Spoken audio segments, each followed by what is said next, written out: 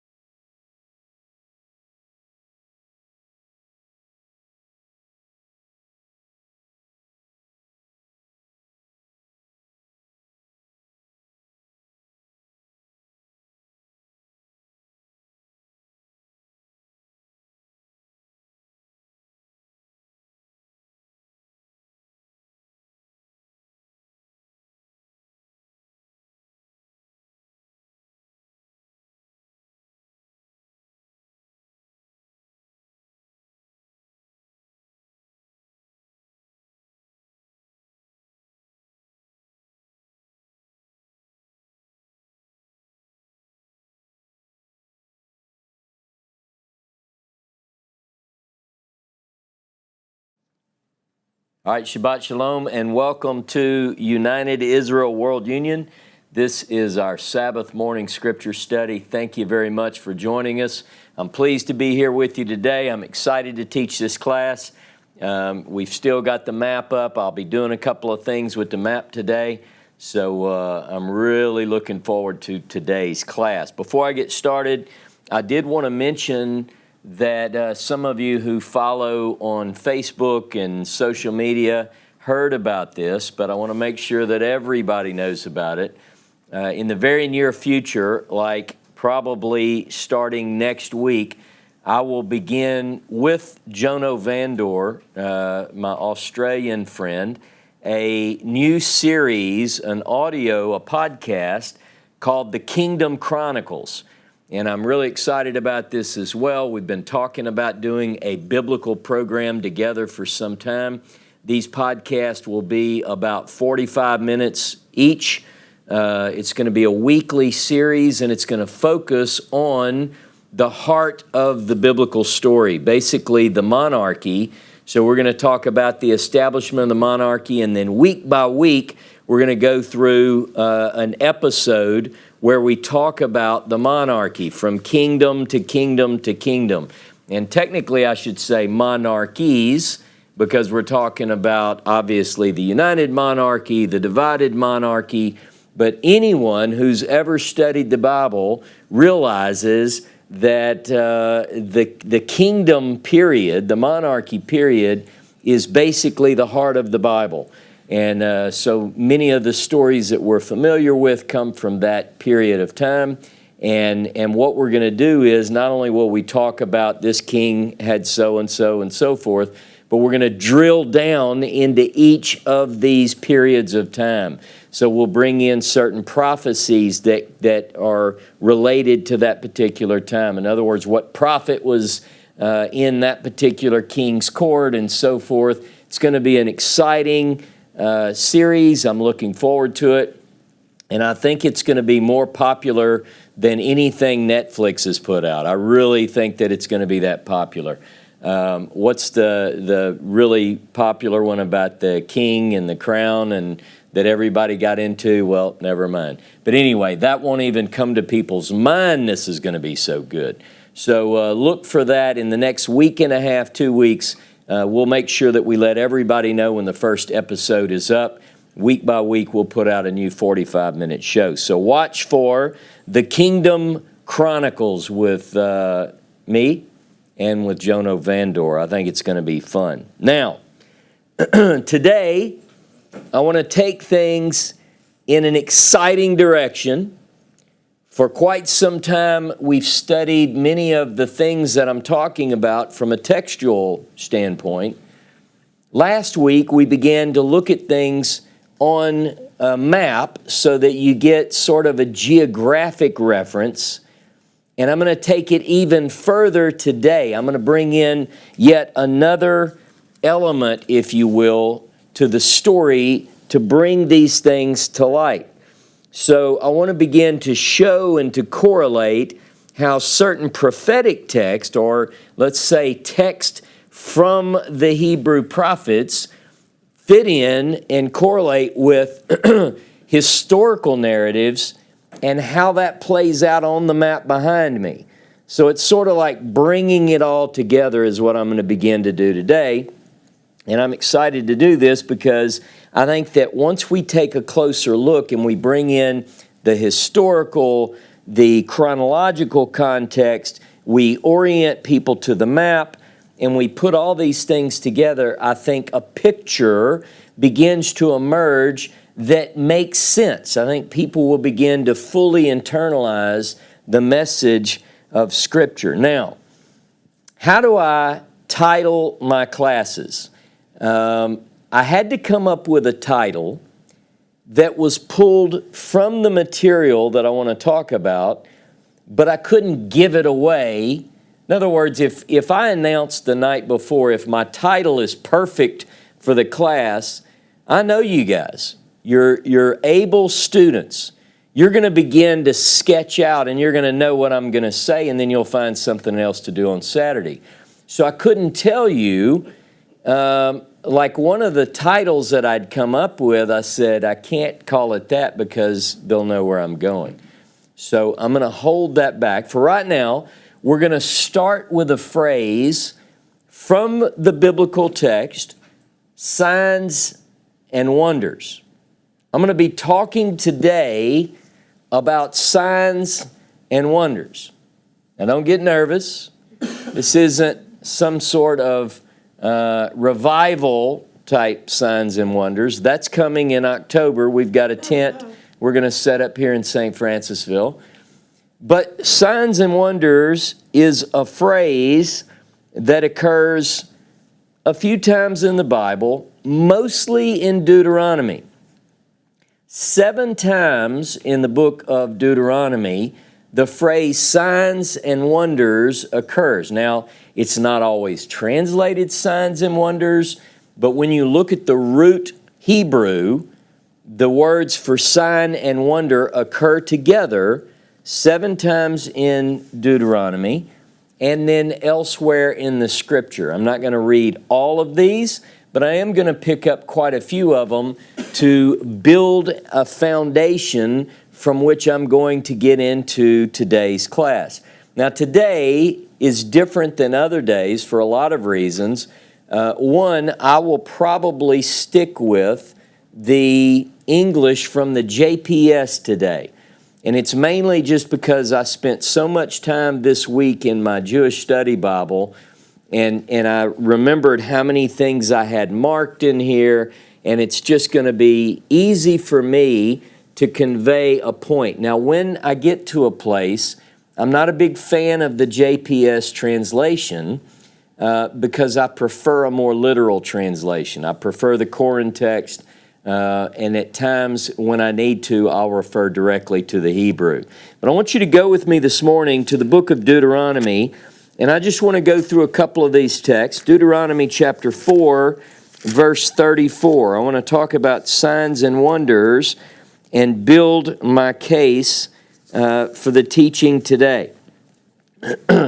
Verse 34, chapter 4, Deuteronomy, or has any God ventured to go and take for himself one nation from the midst of another by prodigious acts, by signs and portents, by war, by a mighty and an outstretched arm and an awesome power, as Jehovah your God did for you in Egypt before your very eyes.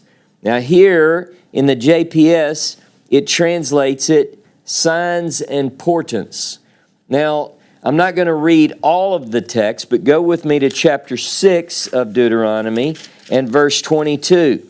Chapter 6, verse 22. Jehovah wrought before our eyes marvelous and destructive signs and portents in Egypt against Pharaoh and all his household. All right? So again, signs and portents. Now, this idea as we work through, if I read to you all of these texts, you will immediately recognize that most often this signs and portents, or the signs and wonders, are associated with God's redemption. that which he does on behalf of his people.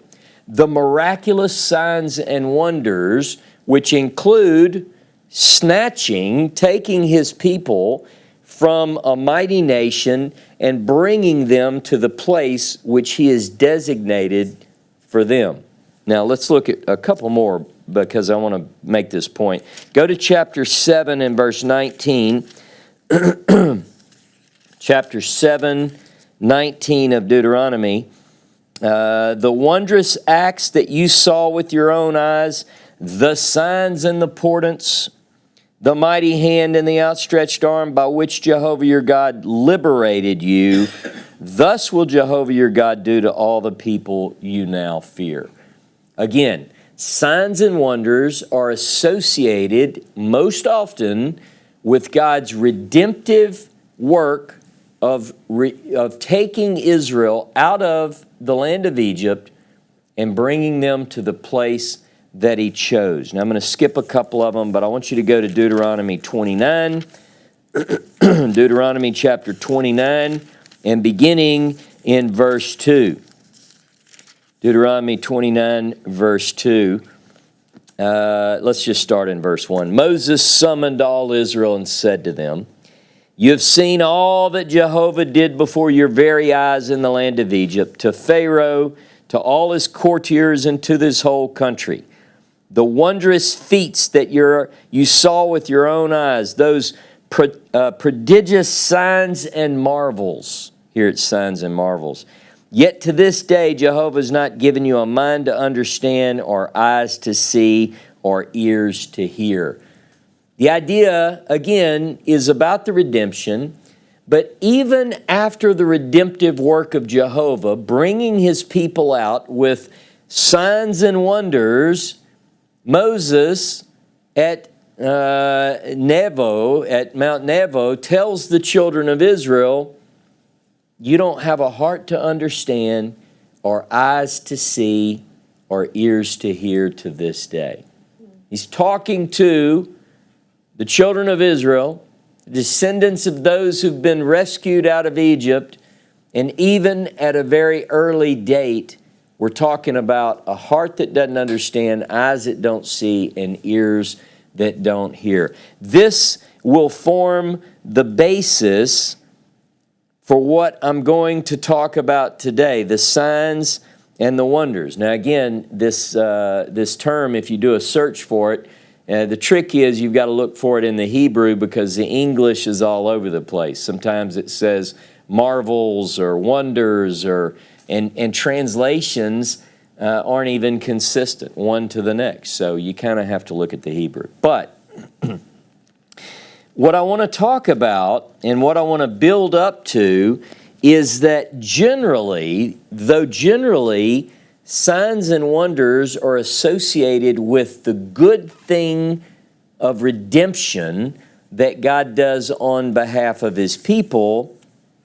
It's also used in another way that directly ties to my class today. It directly ties. In other words, you want to see that most often the signs and wonders are associated with God doing good on behalf of his people. But now I want you to look at chapter 28 of Deuteronomy and verse 45.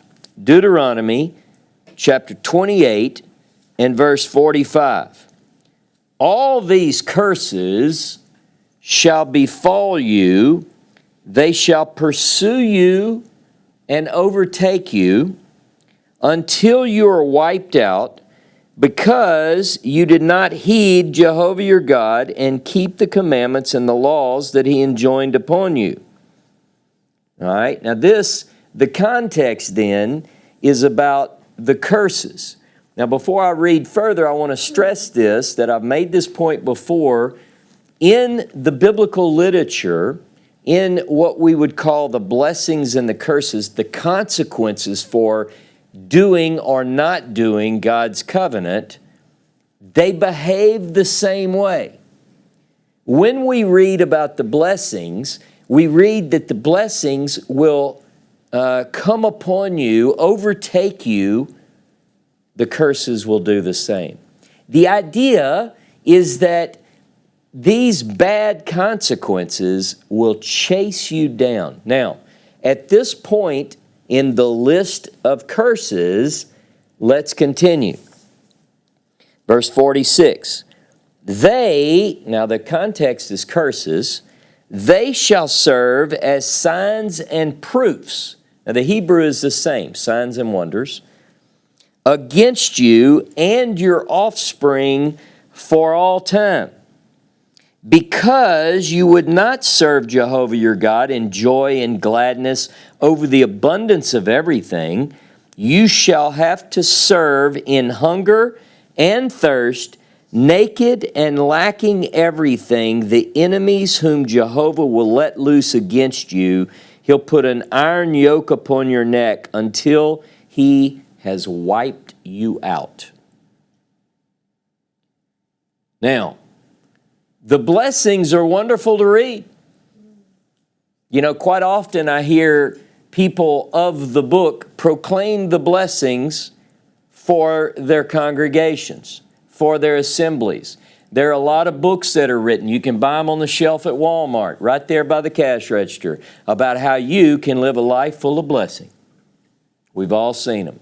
And they focus on this. Now, I'm not saying we shouldn't focus on this, but I'm saying that this is a two-sided coin. That those wonderful blessings that these prosperity preachers are preaching are indeed fact.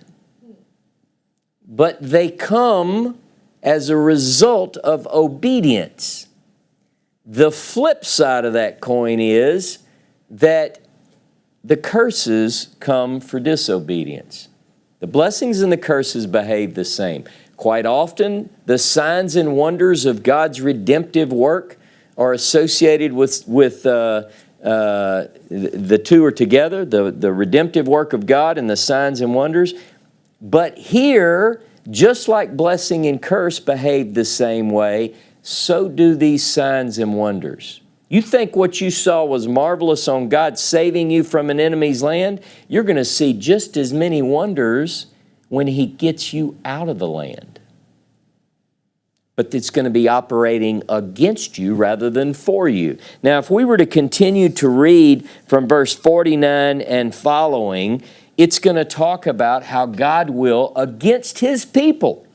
We're not talking about defeating the enemy now. The shoe is on the other foot. Now, He's talking about unleashing those signs and wonders on His people as opposed to those who held them captive. Now, the signs and wonders will be to bring them back into captivity. Verse 49, Jehovah will bring a nation against you from afar, from the end of the earth. Look at my map, like over in here. That's where He's going to bring them from. We're going to talk about this. And it goes, look, a nation whose language you don't understand, a ruthless nation. These people that come, it's going to be ruthless. And we have historical narratives within the biblical text, and we have evidence outside of the biblical text that talks about this. You'll remember the story of Rabshakeh, who comes and he's speaking not only in his language, but he even speaks in the language of the Yehudim. And they say, don't talk in that language. We don't even use that language, right? Remember that story? It's another story. Okay, now if you go down, you follow this horrible tale of what's coming for those who disobey. Look at verse 64. 28:64 of Deuteronomy. Jehovah will scatter you among all the people from one end of the earth to the other, and there you will serve other gods, wood and stone, whom neither you nor your ancestors have known. Yet even among those nations you shall find no peace. It just gets worse and worse. But the culminating calamity, that which comes against the people that God chose to inhabit this place and brought them there with signs and wonders, the culminating calamity is, I will use that same zeal to kick you out.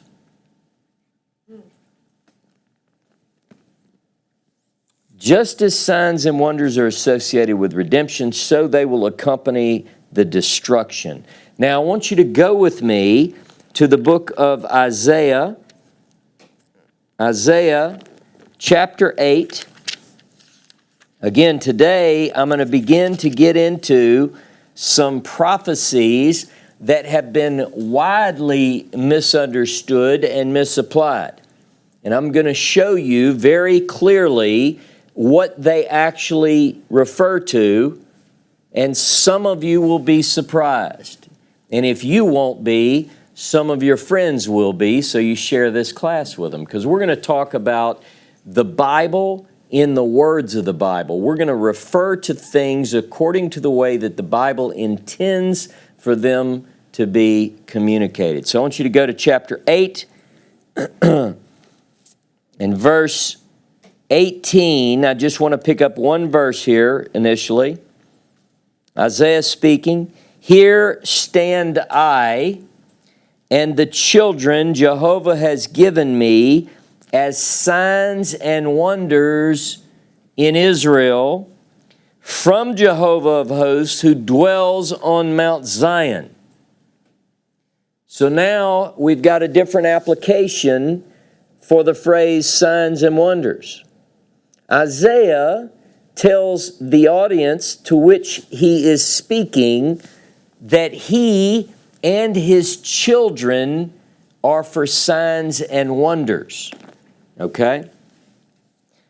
Now, I want to throw in, because I'm going to build on this very shortly, that Hosea also, his children and himself, he and his children are also for signs and wonders. You're going to see the significance of this become very clear as we talk about the tribes and how signs and wonders are associated with our story. Now, Isaiah, I'm not going to read it, but I'll tell you, in chapter 20 and verse 3, Isaiah is told to walk about naked. And why is that? Because it will be a sign to the people of his day that they will go naked into the land of the enemies. Did we not just read that in Deuteronomy chapter 29, right? Or chapter 28 in the listing of the curses. So he is going to actually act this out as a sign. Remember, Hosea marries a harlot and names his children certain things. Isaiah says he and his children are for signs and for wonders. Now, context is absolutely essential. If you don't understand context, if you don't understand the chronology of the biblical text, you will be way off in your understanding and interpretation. How many times have you heard, well, that's just your interpretation? Interpretation becomes a problem when people don't read. Did you get that? In other words, I've had people tell me, well, that's your interpretation. I'm saying, no, it's not an interpretation. I'm actually reading what it says. I'm not interpreting. To interpret is to read something and give it another meaning.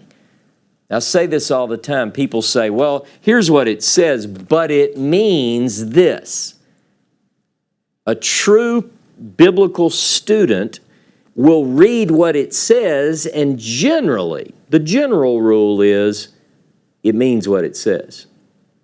Now, what happens, though, is people take certain text and they pull a text out of context and they apply to it whatever it is that they want it to mean, or whatever their purpose is to stress. What I want to do is pull all of these elements back together, the text, the context, the chronology, and the geography, so that you'll be able to look at it and go, oh, well, that makes sense.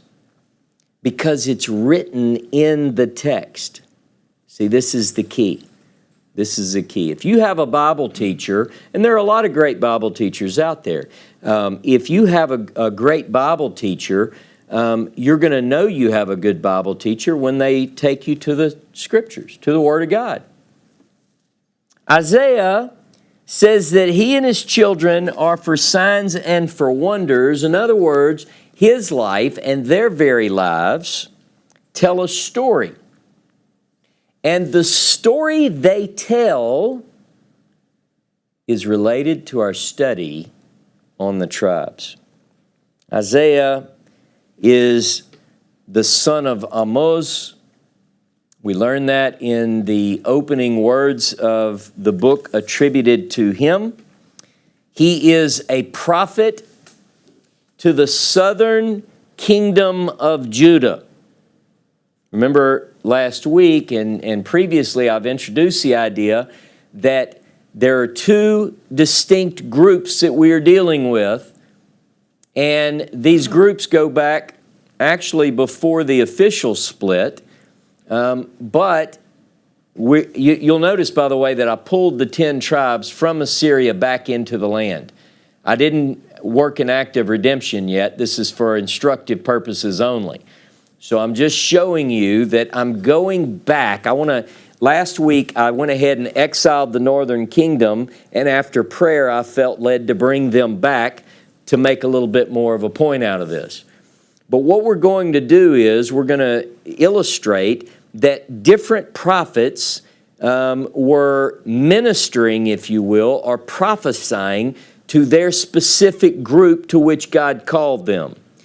Just as there are different kings over the different groups, there are also different prophets who are speaking to their particular constituents, if you will. But Isaiah lives in a very crucial period of time. If you don't understand the chronology of how these prophets and their words fit into the historical narrative and vice versa, you're going to make mistakes. You've got to put context. You got to look at it and pull all these things together. Now, we know that Isaiah is prophesying during the reign of 4 kings of Judah. I'm only going to focus on the south for the present, on Judah, and those kings are these: Uzziah, Jotham, Ahaz, and Hezekiah. Now everybody, you go, oh, I know Hezekiah. Hezekiah is a good king. He's a righteous king. In fact, Hezekiah, according to the chronicler, is the best example of a king that ever was in Israel. I mean, like all of Israel. Chronicles says he's the man. If you go to Kings, it's Josiah, and there's a reason for that. We'll get into that. Probably Jonah and I will get into that in the Kingdom Chronicles. I don't know if I'll go there in this class. We'll see. But what we've got is Isaiah is ministering at a very crucial period of time. Uzziah, Jotham, Ahaz, and Hezekiah. Now look, we're going to talk a little bit about dating, as far as applying a certain period of time. I'm going to give you rough estimates. Jodelle has written extensively on this. She knows far more about this than I do. She's wrestled with that. I always hated math. I hate numbers. I had Dave Tyler working on some things for me this weekend. The only numbers I like are getting in my head are the ones where I can associate verses with. Beyond that, I'm not that good. But look, as far as the dating goes, we've got arguments among the most brilliant minds. We have William F. Albright gives certain dates for the ministry of Isaiah. Teal is another one. There are just all of these different scholars, and they come up with different numbers. So I'm going to be sort of an approximator, if you will, when I talk about dates. But here's what I want you to know. The period of time that I'm talking about from Uzziah, Jotham, Ahaz, and Hezekiah, that's our period of time. That's our period of time where the northern kingdom goes into exile. Are you okay with that? With that generalization? Okay. Now, it's a very crucial time. I want you to go with me back up to Isaiah chapter 6. Isaiah chapter 6, and I just want to read one verse. Verse 1, in the year that King Uzziah died, I beheld my Lord seated on a high and lofty throne. The skirts of his robe filled the temple. This prophecy, this vision that Isaiah has takes place it's not in a vacuum, there's a context. He has a vision, and he beholds in the vision the throne room of the living God. Now, if you don't put this in its chronological context, you're going to miss something. In fact, today I'm going to spend a lot of time in Isaiah 6, 7, 8, 9. Don't think I'll get to 10, but these are very hotly debated texts because people don't know. Hosea chapter 4, verse 6. My people are destroyed for lack of knowledge. My people are also confused for lack of knowledge, and they have a lack of knowledge because they don't study. They don't bring these things together. You, on the other hand, have no choice. We're going to work through this. Uzziah is also known as Azariah. You can find this in the text that we're going to talk about, especially as you study on your own. But I'm going to call him Uzziah, but just know that at times you'll find him in the text by another name, Azariah. He was a king of Judah. We know that he reigned for 52 years. It's a long reign. He is at the helm a good deal of the time. Now, he's not in total control for 52 years. What we know from the text is, and this is one of the things that throws scholars and students off when they try to do chronology, because they fail to observe that there are often overlaps. There are co-regencies. So, for instance, for the first 24 years of this, the reign of Uzziah, most scholars have put together that he's co-regent with his father, Amaziah. Now, there's also another thing that we have to bring into play, and that is that for the latter part of his reign, his son Yotam is actually managing things in terms of the people in the palace. Why is that? Because Uzziah is stricken with leprosy. Why is he stricken with leprosy? As some would put it, he got too big for his britches. He crosses and does things that are outside of his span of control. He actually goes into the temple to offer incense. Not supposed to do this. The priesthood, brave priest, 80 in number, go to him. Imagine a political leader today. You pick the one you pick, because I don't like talking politics on Shabbat. But pick a political leader that's in the news all the time, and imagine the whole staff coming to this person and saying, "Thou art wrong. You have overstepped your bounds." And imagine how that person might react. Probably similar to the way Uzziah responded. He gets mad. When he gets mad, he stretches out his arm, and he's stricken with leprosy.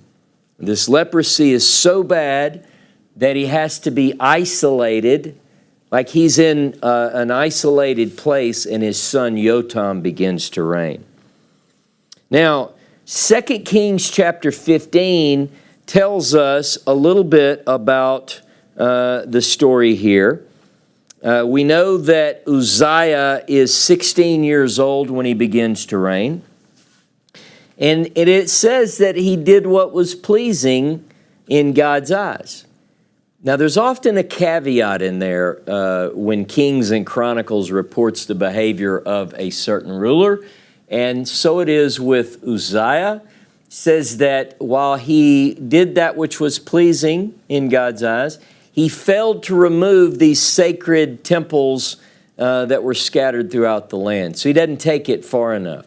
It's like maybe he has a pocket that's good, but in the outer lying areas, he doesn't rid the land of these shrines, if you will. So again, Yotam is going to reign. Now, by the way, 2 Chronicles 26 tells the detailed story of Uzziah being told you can't offer incense and him getting mad, struck with leprosy. But that's sort of a sidebar. We're not going to get into that detail there because I want to take us in a different direction. I'm in Isaiah chapter 6. I'm telling you that in the year that Uzziah died, again, it depends who you look at in terms of chronology, what year we're talking about. Whether you say 745 or 739, I want you to understand that we are in the ballpark just prior to the northern kingdom being cast out. Okay? You're in that period of time. This is what we want to focus on. I could care less in some ways if it's this year versus that year. I mean, again, it depends on who you look at.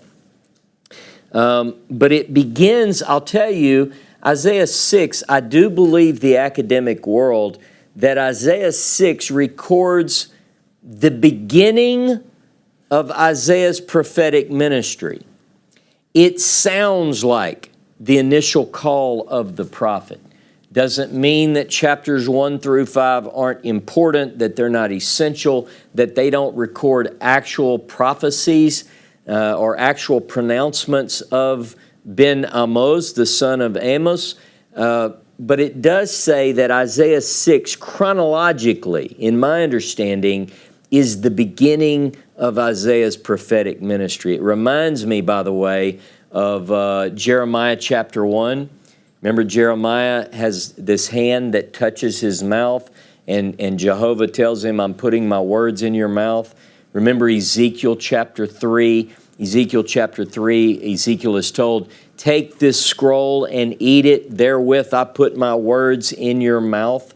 By the way, my book project, I'm covering a lot of this in detail, so when that comes out, you'll have a little bit more depth on this subject. But it's the call of the prophet. It's the beginning of Jehovah's words coming to a prophet. Now, I want you to listen to the call of the prophet. Isaiah 6, verse 1, in the year that King Uzziah died, I beheld my Lord seated on a high and lofty throne. The skirts of his robe filled the temple. Seraphim stood in attendance on him. Each of them had 6 wings. 2 he covered his face, 2 he covered his legs, and with 2 he would fly. And one would call to the other, Kadosh, Kadosh, Kadosh, holy, holy, holy is Jehovah of hosts. His presence fills the entire earth. The doorpost would shake at the sound of the one who called. And the house was filled with smoke. And I cried, woe is me, I'm lost, for I'm a man of unclean lips, and I live among a people of unclean lips. Yet my own eyes have beheld the King, the Lord of hosts. And the one of the seraphs flew over to me with a live coal, which he had taken from the altar with a pair of tongs, and he touched it to my lips and declared. Now, by the way, seraph in Hebrew means to burn. So I want you to understand the ones who attend the altar in heaven, if you will, in the heavenly throne room are called seraphim. Why are they called seraphim? They're the ones who burn. They're the burning ones. So these beings, I don't like to call them angel because people call them a certain type of angel. Well, angel is never mentioned in association with a seraph. But it's a being who attends the altar. So the being comes and declares this, now that has touched your lips, your guilt shall depart, your sin will be purged away. Then I heard the voice of one of my Lord saying, whom shall I send? Who will go for us? And I said, Hineni. Isaiah says, here am I. Send me. See, this is the call of the prophet. He agrees to the question, who will go to me? Now get what he's told to do. He volunteers. And it says, go say to that people, listen indeed, but don't understand. See indeed, but don't perceive. Dull that people's mind. Stop its ears and seal its eyes, lest seeing with its eyes and hearing with its ears, it also grasp with its mind and repent and save itself. Now, this passage is quite incredible. And one of the things that I want you to get, go back in your mind. Don't go there in the text. But if you went back to chapter 28, verses 45 and following, and then move into chapter 29, verses 2 through 4, where Moses says, first of all, look at 28. In chapter 28, when it talks about the signs and wonders operating in the same way the blessing did, just as it worked towards the redemption, it will be associated with exile. When you go to chapter 29, it says you don't have a heart to understand, eyes to see, ears to hear, right? This is saying that the mission from Jehovah to Isaiah is to enact, to put the word out that is going to come to pass. The signs and wonders are about to be brought upon this people. The time is over for repentance. This group, they're going to be gone. He's telling Isaiah, he's informing him about what is about to happen. Now listen to this. Isaiah said, "How long, my Lord?" Imagine, you're just told it's going to come down and you say, "How long?" Listen to the answer. He replied, "Till towns lie waste without inhabitants, houses without people, the ground lies waste and desolate, for Jehovah will banish the population, and deserted sites are many in the midst of the land. But while a tenth part yet remains in it, it shall repent. It will be ravaged like the terebinth and the oak of which stumps are left. Even when they are felled, its stump shall be a holy seed." Ladies and gentlemen, I want you to understand that what he's informing Isaiah about is what is about to happen to the people that he has placed in the land. He says, among other things, that there will be a desertion of the people from the land. Only a tenth will remain. Do the math. Rough math here, right? You have the 10-to-1 that we talked about when we did the cloth, the paper towel. You have 10 in the north. You have 1 in the south. Guess what he's telling Isaiah? He's saying that the 10 are going away. Now, some of those filter back in. So you're like, well, I don't know, is the math just right? This is what initiated my call with Dave Tyler. He's brilliant at math. I'm not. So we started talking about percentages. Now, but what we're saying, approximately, pretty close, 10% are going to remain, the rest are gone. Now, when the rest are gone, according to Isaiah, there will be a time of repentance there, right? And that part will be like a holy stump. It's like when you send a person with an axe or a chainsaw and they go into a forest and they chop down, and they chop down 90% of the trees and they leave, and you just have stumps. So he's talking about there will be a little bit left, just a remnant. A tenth part will remain. Now,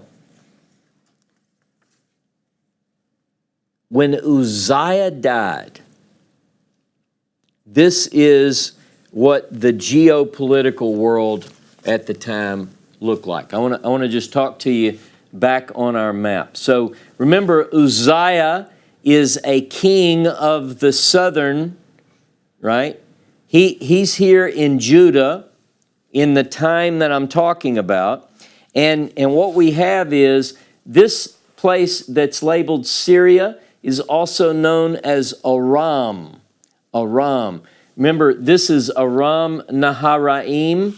This is Aram or Syria. It's called both. I mean, it depends on where you're reading. But Aram and Syria, you have a king by the name of Retzin. Retzin is here. He's the king. Okay? Now, in Assyria, Ashur, you have Tiglath-Pileser III at this time. There are a lot of kings. You have to keep it straight chronologically. In the north of Israel, here over the 10-tribe kingdom, you have a king by the name of Pekah. Pekah is here. You have Pekah, Retzin, Tiglath-Pileser, and Uzziah. These are the key players here. Now, Yotam, remember, takes over, and there's some overlap there. So we're going to look at two kings, Uzziah and Yotam here. In the north, you have a prophet by the name of Hosea. He's married to a harlot. He has 3 lovely children, right? Remember his kids? Jezreel, Lo-Ruhamah, and Lo-Ami. His kids are named God Will Scatter, Not Have Mercy, and Not My People. Hosea, that's Hosea's family. They live up here in the north. In the south, you have Yeshayahu, Isaiah. Isaiah also has a family, also has children. Today, we're going to talk about how these families of the prophets are for signs and for wonders, and you are going to learn some things that perhaps some of you have not known before. After Yotam dies, remember in the south, in Judah, you have Uzziah, you have Yotam. After Yotam dies, his son Ahaz takes over. Ahaz. I'm bringing you a little bit closer to the deportation. I just want to set the stage. Remember, Retzin is in Aram in Syria. Tiglath-Pileser III is in Aram, and then in Assyria you have Tiglath-Pileser III. Ahaz. We now have Ahaz is the king of Judah. Isaiah 7 picks up here. Now, a lot of people take things in Isaiah 6, 7, 8, 9, 10, and they throw them into the future to paint this picture of Messiah. What I want to do is stay biblical with it, okay?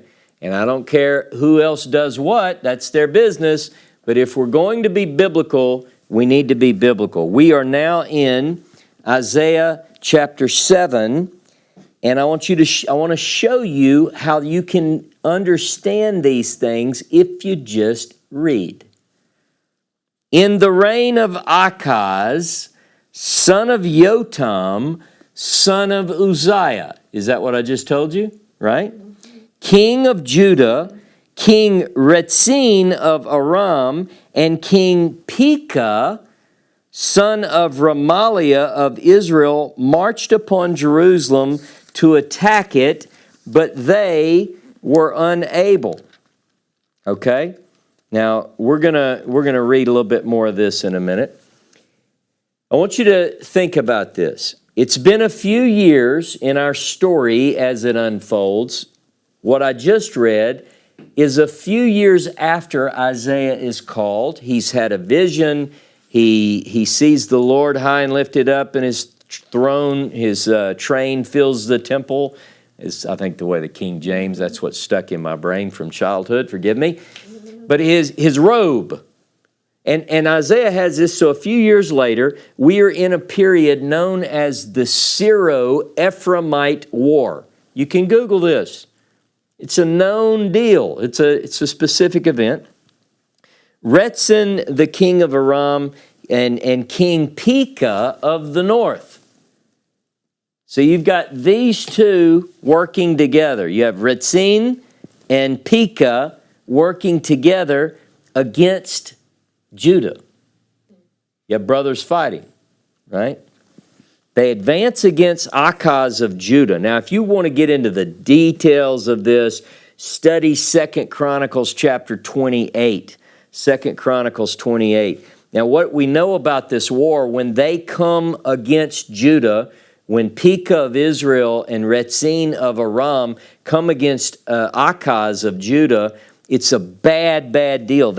Rezin takes captives into Damascus. He brings captives. 120,000, right, are killed. But he takes, after this, you have Pekah takes 200,000 captives, is what the text says in 2 Chronicles 28. 200,000 captives from Judah, women, children, men, and he brings them to Samaria. This is the north making war on their brother in the south, and 120,000 are killed by Rezin, and I mean, it's bad. Now, Achaz is terrified. He's got some bad things going on. Let me tell you how bad it is. Achaz, now, not only does he have his own brother is attacking him with the aid of Rezin of Aram, but he's got problems in the rest of his kingdom. The Edomites are to the east and the south. They're picking on him like raids. We know archaeologically that the Edomites were encroaching on Judah's territory at this time. Archaeological evidence, we know this. And then from the west, from the Philistines, they're attacking him too. So think of it. You're Achaz. You are in the kingdom. You got enemies from the north, enemies to the clowns to the left of me, clowns to the... I mean, these people are coming. So what does he do? According to the biblical record, he needs help. And he calls on Assyria. He calls on Assyria, and to sweeten the deal, he gives him some things like gold and silver. Guess where he gets the gold and silver? From the Beit HaMikdash, from the temple. He strips gold and silver from the treasury and gives it to Tiglath-Pileser III, sucking up to him, trying to entice him to come to his aid. He's dealing with the devil, basically, is what he's doing. Now, whenever we read this story, he gives him this stuff. Tiglath-Pileser III does initially help him a little bit, maybe, kind of acts like he is at least. He moves in from here, and he comes to Damascus, and he kills Rezin. He's dead. He kills him, but he also starts to move against the kingdom of Judah. Look, I mean, while you're right there, you see, when you read it, you think military strategically. I mean, he's just, I mean, I might as well. So that's what he's doing. He marches against Judah. Now, in this troubled situation, now it's worse. I'm just showing you, it gets worse and worse. When you make a deal with the bad guys, it never turns out the way you intended, even if you pay them off. So what makes matters even worse is that he's got in his cabinet a man by the name of Isaiah.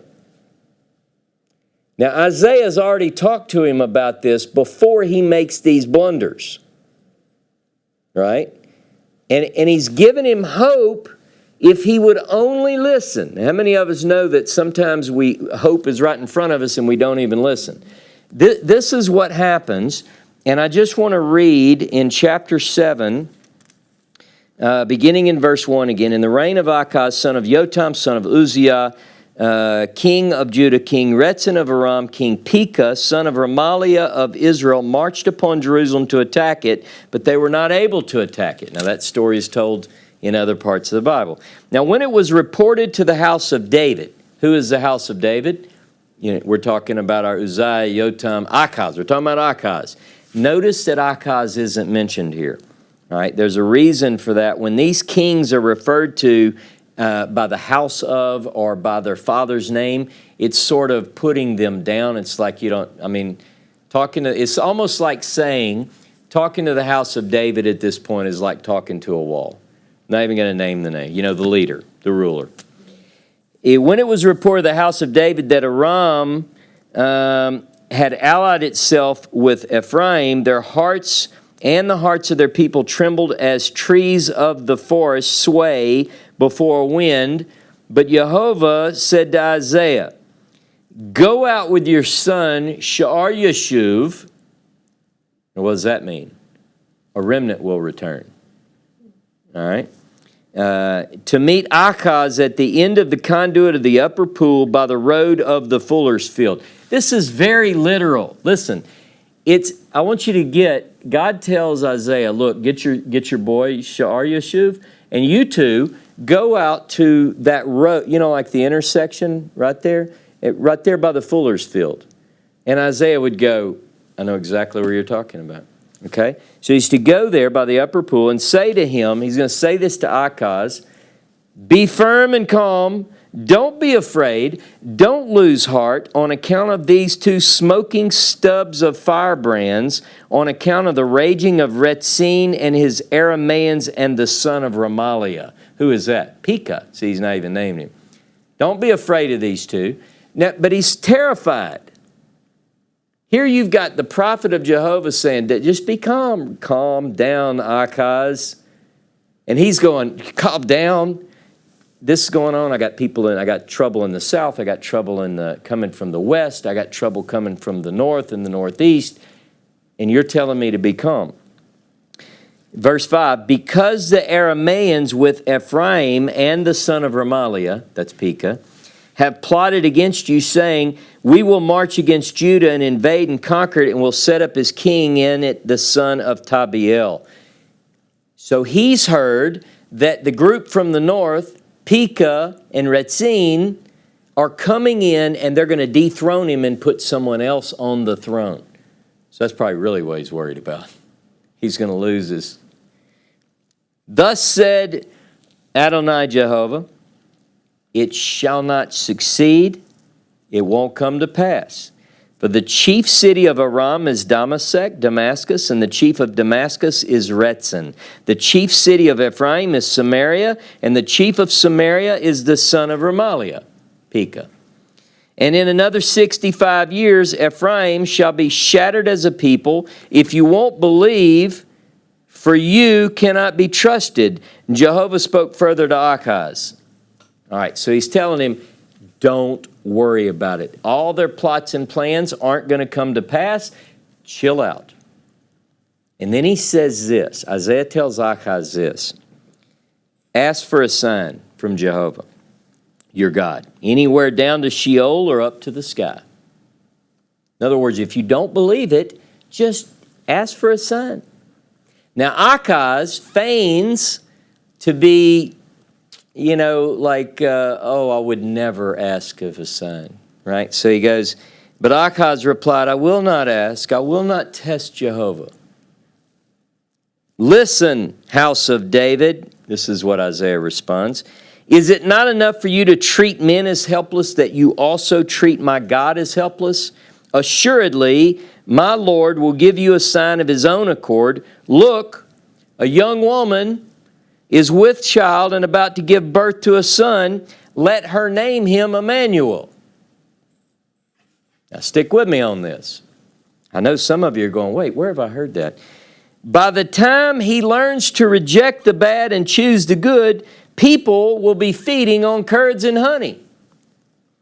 For before the lad knows to reject the bad and choose the good, the ground whose two kings you dread shall be abandoned. Jehovah will cause to come upon you and your people and your ancestral house such days as have never come since Ephraim turned from Judah, that selfsame king of Assyria.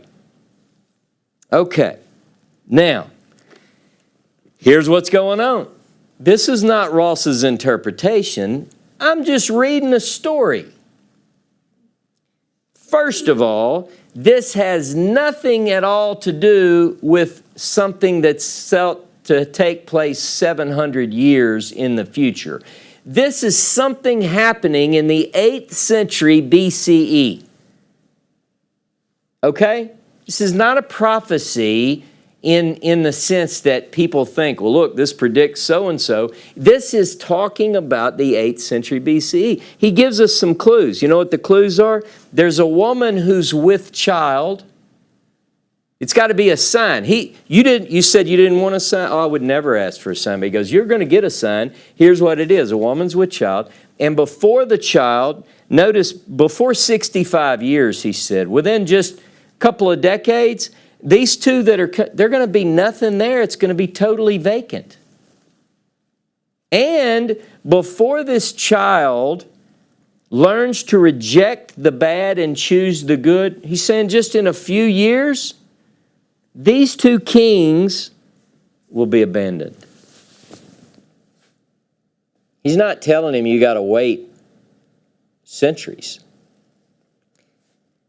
The Lord will cause to come upon this people the worst of times since Ephraim departed from Judah. Now remember, we're talking that particular episode happens roughly in 931. Again, people debate the date. But after the death of Solomon, Rehoboam takes over. The split, the formal separation takes place about 931. We're 209. By the time the north is carried away, it's 209 years later. But he's saying if you go back 200 years, what's fixing to come upon this place is the worst thing that's happened in 200 years. It'd be like me saying today, what's about to happen is the worst thing that happened since America's been a country. Right? So that kind of gives you a perspective. You're like, wow, that's 200 years. This is the worst thing. And then he tells Ahaz, let me tell you what that worst thing that's coming upon you is. The king of Assyria. The guy you're dealing with, the guy you're going to for help. Now, the remainder of this chapter describes perils coming to the land. But I want you to really understand this. Read it for yourself. I'm not putting any trickery in my words. This text about a woman with child, the sign that Isaiah says Jehovah's going to give Ahaz, is about a child that's going to be born. And before the child even kind of reaches what we call the age of accountability, before he even knows good from bad, that doesn't take long. I mean, I've had a lot of kids. I have a lot of grandkids. It doesn't take long for a child to know no. Right? Owen, he's 2 years old, and he knows when I say no what it means. He laughs at me, but he knows what it means. So the idea is it's not long. This child, this son. Now, chapter 8. So we go into chapter 8, and what we get is it's in the first person. I like to point that out. Now, there's a white space at the end of chapter 7, and then chapter 8 begins. Jehovah said to me, this is Isaiah writing, Jehovah said to me, get a large sheet and write on it for Maher Shalal Hashbaz. So he tells him, get you a scroll, Isaiah, and I just want you to write this phrase, Maher Shalal Hashbaz. Now that means pillage hastens, looting speeds. The end is coming fast. It's going to be bad. It's coming fast. Right? So then the next thing that happens is, look, verse 3. And I was intimate with the prophetess.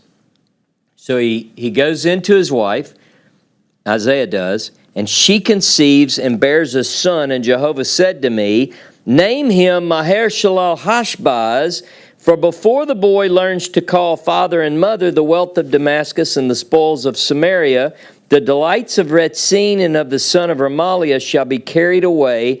off before the king of Assyria. It sounds mighty familiar, doesn't it? It's a different name, but it's another child. It's a child of Isaiah. Now, let's keep reading.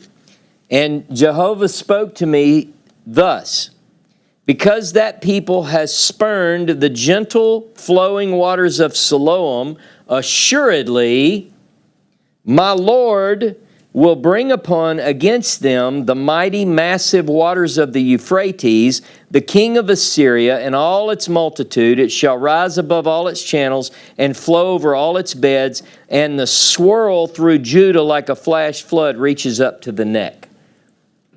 What does that mean? Well, here's what it means. He's saying, pillage hastens, looting spoils. What's going to happen is Assyria is coming in, and there's going to be an invasion of the land of Israel. Notice he's talking about this king of Assyria is coming in. Now, when it concerns Judah, it's going to reach to the neck. What does that mean? It means you're going to think you're going to drown. You're not. Remember, he's already told him, be calm. Look, there's only going to be 10% left. That's you, Judah. Look, it's coming to here. It's going to look deep. It's going to get scary. It's going to get bad. Listen, but with us is God. Now, you know what that says in Hebrew? Emmanuel. Emmanuel. Now, interestingly enough, when this child was predicted, God says through Isaiah, call the child Emmanuel. But elsewhere, it's not left as a name, it's translated. You know the difference in what it says in Isaiah 7:14 and here in Hebrew? Nothing. It says exactly the same thing. Here's the point. The reason this child who will be born during this time is called Emmanuel is that Judah, you're okay. It's going to be deep, but you're going to be okay because God is with us. He's made a sworn oath to David not to destroy, and he won't. Relax, be calm. Because, ki Emmanuel, because God is with us. Now, keep reading. Whose wings are spread as wide as your land is broad. Band together, O people, you shall be broken. Listen to this, you remotest parts of the earth. Gird yourself, you shall be broken. Gird yourself, you shall be broken. Hatch a plot, it will be foiled. Agree on action, it will not succeed. For God is with us. Emmanuel. So the message to Judah is about a child's name. Yes, Maher Shalal Chashbaz, pillage hastens, looting speeds. But God is with us. It's going to get to the neck. God's going to have mercy on Judah. Relax, be calm. This is what Jehovah said to me when he took me by the hand and charged me not to walk in the path of that people. You must not call conspiracy all that people call conspiracy, nor revere what it reveres, nor hold it in awe. None but Jehovah of hosts shall account holy. Give reverence to him alone. Why is this message is important? Is because you've got Ahaz is leaning on someone else. He's saying, just stick with God here. He, Jehovah, shall be for a sanctuary, a stone men strike against, a rock men stumble, for the two houses of Israel, and a trap and a snare for those who dwell in Jerusalem. The masses shall trip over these, and shall fall and be injured, snared, and caught. You see, the message that Isaiah gives is that Ahaz is told, a child will be born, trouble is coming. The name of the child, you have two children that are named, Maher Shalal Chashbaz, pillage hastens, the looting speeds. And you have this other child that's called Emmanuel, God is with us. It's going to the pillaging and the looting is going to reach to the neck. The war is going to be at the door. And we know from history, even Assyrian records describe how they turned back. Go into detail on that another time. But the names tell us a story. Listen to me. Amos chapter 3 verse 7 says that God does nothing unless he tells his secret to his servants, the prophets. He uses them. In the north, I have a prophet by the name of Hosea. His children, the children's names are Jezreel, God will scatter, Lo Ruhamah, no mercy, and Lo Ami, not my people. But I will have mercy on Judah, we learn. So Hosea, prophesying to the north, says, game is over for the north. But God, he's letting them know, but God will have mercy on Judah. Now, what do you think happens? Some of those people say, well, I'm going to Judah. Those that listen, we know from biblical text that some went to the house of David. It's going to be bad there too, but it's not going to be that bad. But the majority don't go, and the majority are exiled. Now, I want you to understand that God doesn't just announce what's coming the week before this happens. If you go back, before Hosea was a prophet to the north, Amos was a prophet to the north. You know what he says in Amos chapter 5, verse 27? I'm going to exile you beyond Damascus. He tells this group, you're going past here. It's all about the sins and what's going to be the consequences. Now, you want to know something else? Is that Jonah is to the north. The prophet Jonah is to the north before Amos. Now, he is told to go to a place called Nineveh. He's trying to prepare the heart of a people who are going to be used by God to thrash this group for their disobedience. I have to wonder, was this event sending to this people to kind of get them ready? You know, Nineveh is the capital of ancient Assyria. Now, the event of Jonah, according to the time frame, is going to be earlier, right? But still, interesting. In the south, Isaiah has children. Isaiah's children, Sha'ar Yeshuv, a remnant, will return. He talks about 10% will remain, just a remnant.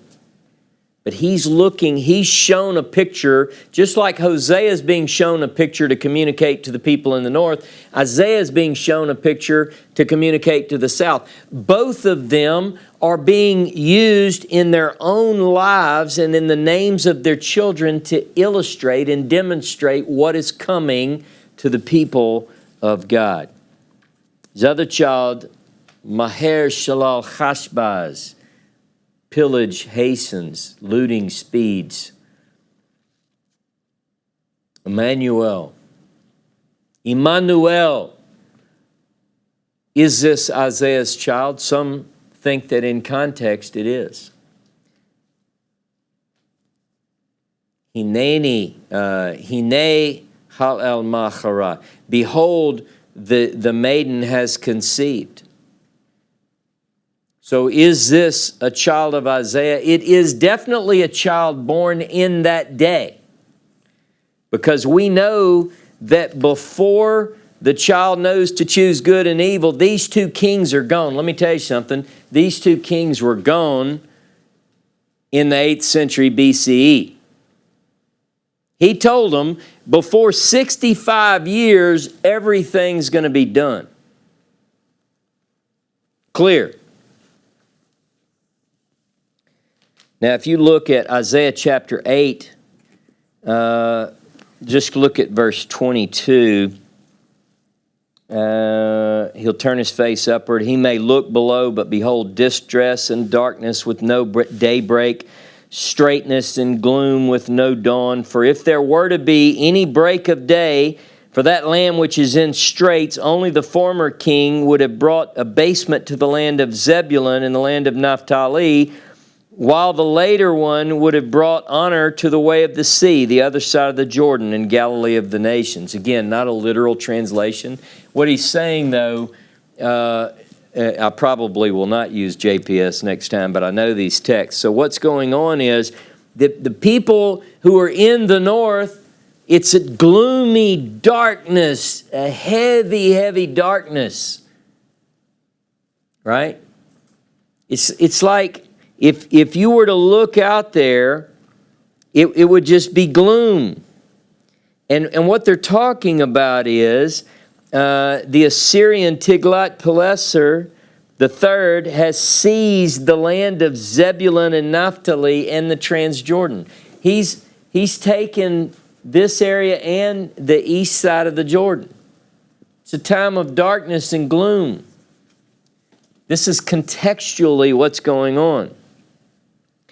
But I want to tell you something. In chapter 9, we begin to talk about the birth of a righteous king. Now remember, a lot of people take chapter 8 and fling it into the future. They do the same with chapter 9. But we're talking about contextually, chronologically, this time in the 8th century BCE.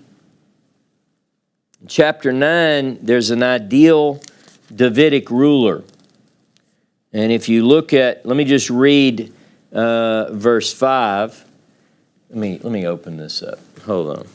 Let's look at a real text here. Isaiah chapter 9, verse 5. And let's see. Now the English says, to us a child is born, to us a son is given. The government will be upon his shoulder, and his name will be called, typically translated, Wonderful Counselor, Mighty God, Everlasting Father, Prince of Peace. Of the increase of his government and of the peace there will be no end on the throne of David and over his kingdom, to establish it, to uphold it with justice, with righteousness. From this time forth and forevermore, the zeal of Jehovah will do this. Now, that doesn't sound like anybody ever came close to fulfilling this. So naturally, people take this text and they project it into the future. Now, what I want to do is just touch on this because we're going to dig deeper into these prophecies later. But I want you to understand that even if you go back to the promises to David, there are times in the Davidic dynasty where things appear to be totally over. Now, one solution to that is say, well, the real king is in heaven now, right? Because then you're like, well, I guess I can't argue that. I mean, if that's true, then, but what happens, though, is these texts are looking at and predicting very good things to come. Now, what I will tell you is that a child that is born at this time, which we're going to dig deeper into later, by the name of Hezekiah. Remember, Isaiah is a king, is a prophet during the reigns of Uzziah, Jotham, Achaz, and Hezekiah. Now, this particular Hezekiah, according to Chronicles, none greater. Never has arisen a man greater than Hezekiah, right? That's the description of him. Often, students of Scripture fail to bring in context and chronology when trying to make sense of things. The naming of this child, for instance. In Hebrew, it's Ki Yeled Yulad Lanu Ben Nitan Lanu Vayikra Shemo Pele Yoetz El Gibor Aviad Sar Shalom. Behold, this child's name will be Pele Yoetz El Gibor Aviad Sar Shalom. Wonderful. These are just rough translations. Counselor, Mighty God, Everlasting Father, Prince of Peace. people tend to deify the child that's described here, similarly to what they do in Isaiah chapter 7 and 8 with Emmanuel. But these are these names which contain the element of God's name or attributes attributed to God doesn't mean the child is God, right? This is a big point. But people take things often and they transition them to or transpose them to another period. They often take something which is historical, they make it look prophetic, and vice versa. Jehovah announced his plan to his servants, the prophet, to give to his people in an attempt to lead them towards repentance. These warnings were at times illustrated and demonstrated in the lives and actions of the prophets.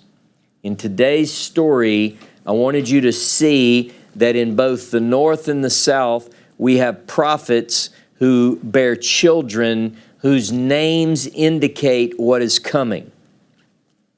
God does nothing, according to Amos 3, unless he reveals his secret unto his servants, the prophets. These prophets and their children are for signs and for wonders. Both houses of Israel were warned of the coming calamity for Israel in the north, and both houses were told the same message from Jehovah, that Judah would be okay. Lo ruchama concerning the north. They're going to be scattered. Isaiah says similarly, only a remnant will remain. Maher shalal chashbaz, pillage hastens, looting speeds. But he says, Isaiah says, look, the water's going to reach the neck, but Emmanuel. Hosea says, Lo rukama for the north, but mercy will be extended to Judah. Only a tenth would remain, and the 10 tribes were carried away captive to Assyria. Just as spoken, a tenth remained. Things are still bad here. Don't get me wrong. And they don't stay forever.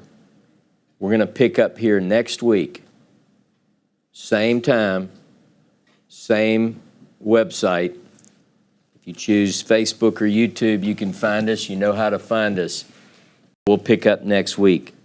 Have a beautiful week. Shabbat Shalom.